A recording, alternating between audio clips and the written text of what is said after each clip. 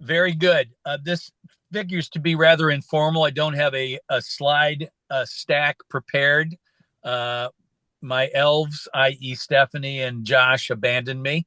So I don't have anything cute to show here other than the very cute and extremely successful Tom Morley, who had a couple of wins over the weekend. Well done, Thank trainer you. Tom Morley. What was it like for you this weekend with both you and the missus working doubly hard to have a couple of wins before it was all said and done? No, it was great. We had a good week. The horses acquitted themselves very well. I thought it was a very good week's racing. Um, and obviously being the last time it's in Saratoga, honestly, I think is a good thing. I think it's been spectacular having it there for 3 years, but the Belmont belongs at Belmont, and it belongs being run over a mile and a half. And it means that I don't have to drive up and down the thruway one extra time every year as well. I knew there would be some tiny bit of selfishness involved in that statement, and I appreciate your being candid about it. First and foremost, the agenda today is simple. It figures to be a relatively quick call, unless there's a lot of questions for Tom. We want to just kind of lay out the agenda for more champagne between now and the 17th on race day, and just have Tom talk a bit about her last bit of serious training here in the States, which initially was not to be. I think you and I had talked, Tom, about no more works after the one prior to this one, but apparently she was doing so damn well that she needed a little extra, steam let off with the breeze over the weekend. Yeah, so we'll start with a training schedule into the plane. And the plan, obviously, was to have two very serious pieces of work with Johnny aboard. They were on Wednesday and then came back 8 days later on Thursday. And I wasn't planning on breezing her again into the flight this morning, but Axel called me on Thursday and said, Tom, she's absolutely leaping out of her skin. She's desperate to do something right now. And then with the additional question mark over the weather in the UK this week, it's been incredibly firm ground all over Newmarket. They haven't had any rain for about 6 weeks now of significance. And it was very brown, and all the grass gallops were basically like a road. So we slightly switched up our plan to let her have a leg stretch here rather than there in case we can't get her onto a safe grass gallop there. I don't want to work her on the all-weather canters. So we took the decision to work her here. We let her go 3/8 in 38 by herself, and Wilver rang me afterwards. He said she feels absolutely fantastic. I'm really glad we did that. Otherwise, she might have got onto the plane a little bit too fresh. Since then, she had a nice lead out and a pick on Saturday. She worked on. Now I can't remember where we are because this week's taken its toll on me. Anyway, she's had a little day or two since her 3/8. She's been seen by the chiropractor who thinks she's in excellent shape. This morning, she received 10 liters of intravenous fluids. She received a Gastrogard and electrolytes, and then had her bandages put on. I will send you some pictures later of her leaving Belmont and heading over to the Arc at JFK. She left Belmont at 7 o'clock, got to the Arc at 8, where she then undergoes a USDA inspection by the vets there. And then she is literally at this very moment being loaded onto the plane. I have the tail number and flight number for you all. And that, if you want to jot it down and follow her, which I will be doing for the whole of the rest of the day, she is on flight number CHG 542. And if you plug that into flightaware.com, you can literally follow her flight. Jeff, I am texting that link to you now. You're And the man. you can pass that on to anyone who is interested in following a horse flight across the Atlantic. She is scheduled to land at 11:30 in Liège this evening. She is then going to be unloaded from the plane, and she'll get about 4 hours in a stall there, where she will be inspected by a European vet and our private vet from IRT. She will be given some electrolytes there, and we may decide to give her more fluids if she hasn't drunk brilliantly on the plane. The key to the flight today is hydration. Like all of us, we shouldn't get on a plane dehydrated. We also shouldn't dehydrate ourselves on the plane, which in my case is normally the case of flying. But really the key is that she is nicely hydrated when she arrives in Liège. If she is, we'll just give her an electrolyte paste to keep her head in the water bucket. And if the vet there feels like she needs more fluid, she can have some. At 3 a.m., she will then load onto an IRT box, and she will be driven across to England, arriving there, hopefully, traffic dependent, around 11 o'clock local time tomorrow morning. She will be met at the other end by my European team, which is really cool because when I worked in Newmarket, I worked with some of the best horsemen that you can come across, and they are the team that will look after more Champagne there.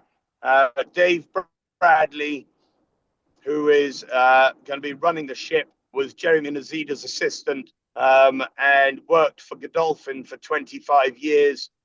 Joe Scally, who rode Fleeting Spirit through her entire European champion campaign, is going to groom and look after her and bring her to the paddock at Ascot.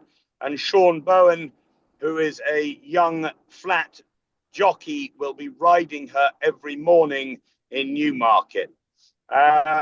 Depending on appetite and hydration levels, and this is where Dave will take over the making judgment on this. We will either not do anything with her on Wednesday other than give her a bath and a lead out and a pick, or if he thinks that she needs to get out and just stretch her legs, she will go out at 7:15 on Wednesday morning, and she will trot 4 furlongs, and she will canter 4 furlongs on the summer gallop, which goes alongside the Cambridge Road Polytrack on the racecourse side in Newmarket. From there, we will tailor her training to one, the weather, because there is the opportunity that she will be able to train on turf every day. It has now rained yesterday and today, and Dave walked the gallops and said the grass is absolutely beautiful. Wesley's horses arrived yesterday and they went out on the grass this morning, and Louis texted me and said the grass is like a billiard table. So right now, my biggest concern is the next 24 hours. This is the biggest hurdle that we have to cross, barring the race itself. This is, she has to ship well and be healthy out of the ship to ensure that she can give an A performance the following Wednesday at 2:30 in the afternoon. The thing about training horses is you like to be in control, and I am not in control of the next 24 hours. This is on it's on her how she handles this. And so for me, this is the most nerve-wracking part of the whole thing. Well, you're showing great poise, regardless of what may be churning inside of you at this point. Speaking of Wesley Ward, I spent the morning with him because I was watching one of our golden pals that he has a 2-year-old train, Easy Pal for everybody who's on the call. And he's pretty miffed with you, Tom Morley, or maybe just with John Velasquez, that he's riding more Champagne rather than any of his horses. He's like, you took my man. It's like, listen, I didn't have anything to do with it, and you'll have to take that up with Tom. So if you and Wesley cross paths, just know that he's gunning for you in that regard. Well, we were hanging out the day before yesterday in Saratoga, and he did say to me, he said, she must give him some feel for him not to be riding one of mine there. And I said, this is his choice. He said, I'm aware it was his choice. So I think there's a little bit of angst with Wesley that Johnny has chosen to ride out of his stable for this race. And let's hope John's right. Yep, absolutely. In terms of race day, does she ship over the day prior, or does she ship over the day of for the Queen Mary? So the great thing about my wonderful country is it's tiny. So she will leave Newmarket at about 6 o'clock on Tuesday morning, and she should be at Ascot at 8. Perfect. Okay. Any possibility that there would be a change in the race that we're pointing for? It seems like the weather is being really kind to us as far as that. Yeah, I can't believe you just said that, but we're all thinking that, aren't we? Yeah. Realistically, it looks like they're going to have a little bit of a damp, cooler, cloudy week this week, which the track probably needs. Due to the fact when I spoke to Chris Stickles the other day, he said, I'm watering to maintain firm, good to firm. Now, they don't want any description of firm on Monday. He will be desperate that he has good ground on Monday and he can just let it dry and be good to firm by Tuesday. And he will probably just put 3 mils of water on after racing on Tuesday to maintain good to firm ground across the track on Wednesday. The problem with irrigating a track like Ascot is it invariably, if there's any sort of a wind, it's not a tremendously fair irrigation, and that's where you start to a clerk of the course would much rather have natural water because it comes down evenly spread across the track than have to water artificially. So the fact that it looks like they're meant to get somewhere between 1/2 and 3/4 of an inch of rain through this week at Ascot, and then it's meant to start to be very, very nice, warm English summer temperatures through the weekend into the beginning of next week, leads me to believe that we will be all systems go for Wednesday. Beautiful. Do you have the opportunity to talk to people about sort of what the field looks like yet? I know there have been declarations that are a part of the process to determine who's going to be in the race. What is it? 26 or 28 horses will be in? Yes. And now, who do you? The thing about this is we won't have a clue until Monday. I declare 9 o'clock, and the draw is done, and the final PPs, as it were, are printed on Monday. You will be able to access 5-day entries, but they will be a huge number of horses that are entered in the Queen Mary. The 2-year-old races generally have a vast number of entries in them, and then declarations come out, and that number is obviously severely whittled down. So, the thing about these 2-year-old races is generally they're a bit of a lottery. We don't know whether the filly of Wathnans, who won at Carlisle, is a really good horse. She didn't run a time that was a really good horse, but they seem to think she's a really good horse.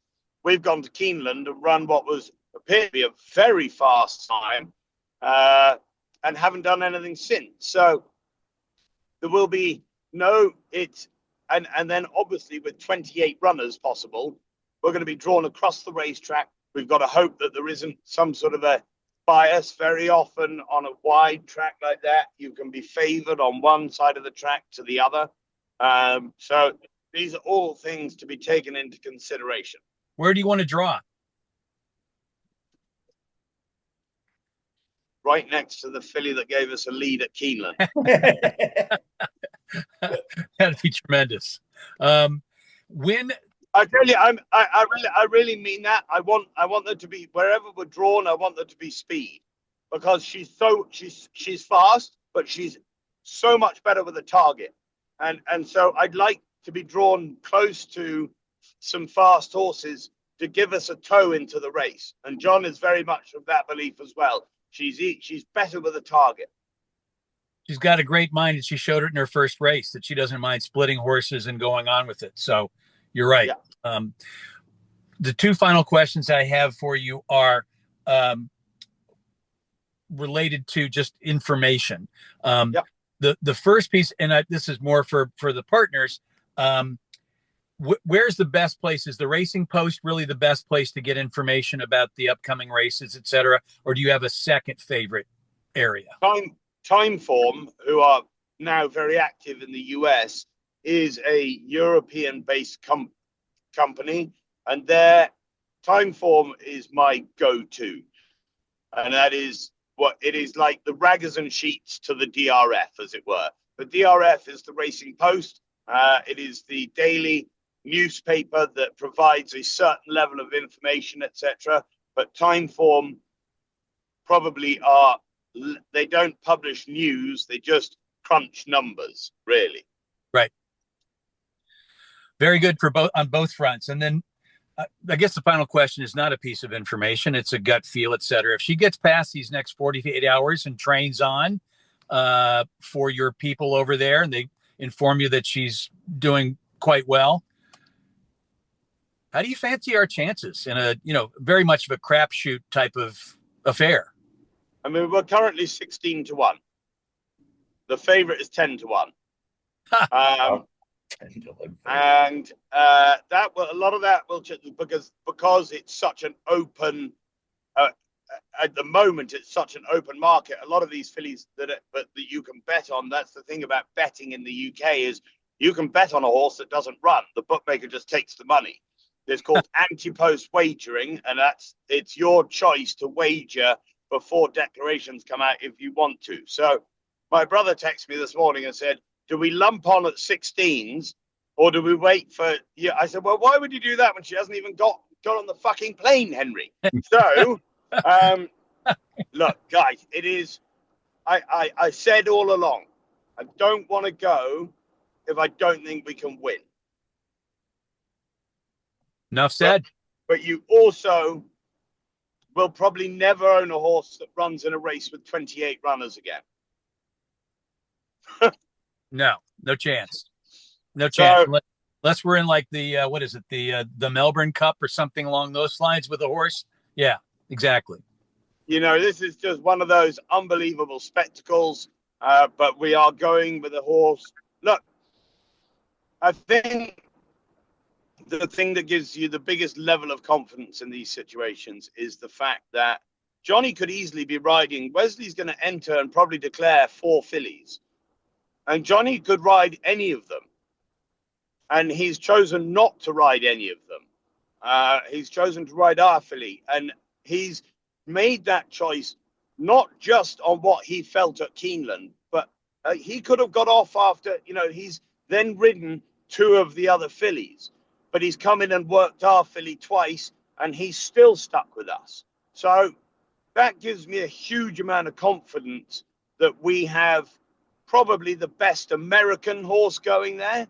And if we have the best American horse going there, we're going to have a very, very good chance at a very big piece of this. Excellent. All right. Well, I've exhausted, at least for the time being, my questions for you. I'll open it up to everybody else. If you want to unmute yourself and ask a question of Tom before he moves on with his day, now's your time. Unmute and ask away. And just before we do a question, I'm going to see you all at 7. So she will train at 7:15 on Monday morning. Yes. So probably aim to be at the National Stud. I'm going to tell Amanda to bring you up there about 6:45, 7 o'clock, something like that. And I can just whip you around the yard that she's been in, introduce you to my team who have been looking after her, etc. And then you'll all be massively jet lagged and hopefully fueled with some delicious coffee and then I'm going to leave straight after training to go and pick up my wife and children from the airport. And you guys are going to have a great day with Amanda, looking around some spectacular bits and pieces in Newmarket. Going to be an amazing day. And yes, Steph and I will have no sleep, and we'll be delighted to meet you. Yeah. Anybody with a question for Tom before we let him go? Tom, how big is the Ascot track? Because this is a 5 furlong straightaway, right? Yes. So the Royal Gates are at the top of a straight mile. So the Queen Anne, which is a Group 1, which is the first race on the Tuesday, is run over a straight mile. And then the round course itself is a mile around. So it's a mile and a half around. So and then you have to remember Ascot actually has a jumped track as well. So all the races that start, basically anything under a mile is run on a straight course, and they have the option of running a mile around a turn and up a straight as well. So the St. James's Palace, which is the championship 3-year-old mile race, is run around a turn, whereas the Queen Anne, which is the championship older horse mile race, is run over a straight course. Great. Thanks. Thank you, Marty. Anybody else? I've got a question from Lisa. She wanted to know, Tom, when will you know and subsequently we know that all is well with the ship? So, Dave and I've spoken to Dave already twice this morning.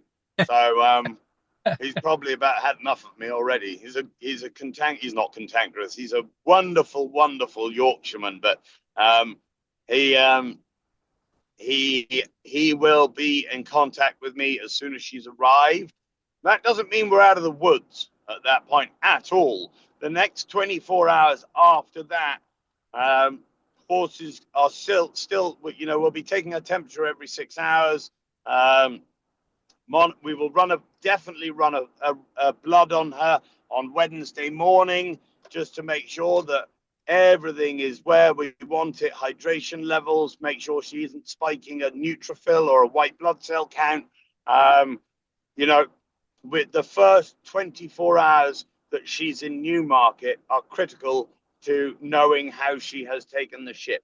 I also have the best vets in Newmarket who I've worked with for literally 25 years. Mike Shepherd and Pete Ramsden are going to be looking after her. These guys are the best in England. I have every confidence that the filly is going into literally as good a team as you could possibly put a horse's care into. But it's entirely down to how does she handle 2 quite long journeys. She's got a transatlantic flight to take care of today, and then a pretty decent van ride as well the other end. So really, without putting words in your mouth, you never know ever with flesh and blood, horses, if they're completely out of the woods, et cetera, until they load in the starting gate. But correct.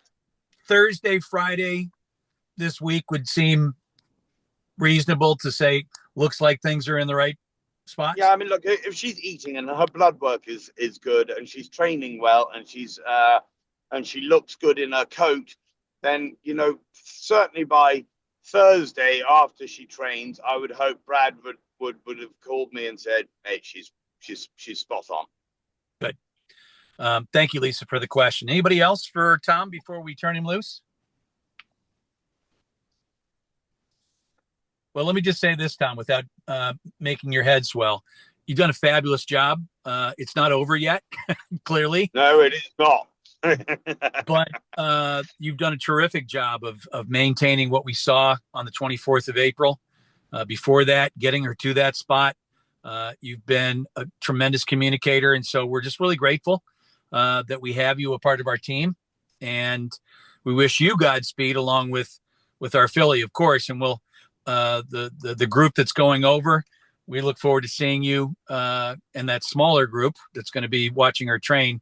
We especially look forward to seeing you next Monday morning. So all the best to you, Tom, and I really appreciate it.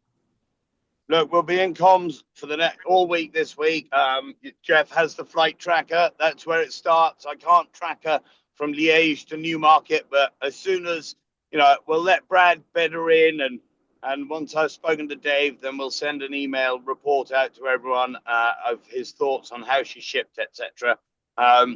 We'll not be sending any pictures or videos. Eleanor asked if somebody with a camera could meet her coming off the van, and I said, how would you feel if someone shoved a camera in your face as you got off a transatlantic flight? And she said, fair enough. You don't want a picture of a horse who's just done this journey. No. Give them 24 hours and let them bounce out of it, and we'll hopefully get some pictures and things of it then. Very good. And for you racing folks that are heading over, look for an email from me today from I don't know if this is one of your exes or not, Tom, Camilla. She's got information for the Tuesday racing for those of you that are going on Tuesday and Wednesday. So just know I'm going to be sending stuff to people via text and email throughout the day today. But are you guys doing will call badges, as it were, or are they being sent to your hotels? Sent to hotels is what good. arranged. Good. Hey, Jeff, Jeff, can I ask Tom if he has any other horses running next week so we can follow along? The answer to that is no. Okay. So this is our girl. This is the girl. This is the Morley. This is it. Okay. Yeah. No, I haven't got anyone else to go over for this year, but there's plenty of Europe. Plenty of American interest. The great thing about Ascot is you're going to see horses from Japan, Australia, all the European countries, and America compete next week. Let's do this. LFG. Let's do it. Tom, Godspeed. We'll talk to you soon. Thank you to the rest of the partners assembled here. Thanks for joining us at 10 o'clock in the morning and putting up with my grumpiness because I didn't get my Breeze videos this morning. And look for some communication from me. I'll send that text out that Tom sent to me to everybody in the next couple of minutes here, and then more emails today. But as I said, we're grateful, we're excited, and we're hopeful that things continue on in a wonderful fashion.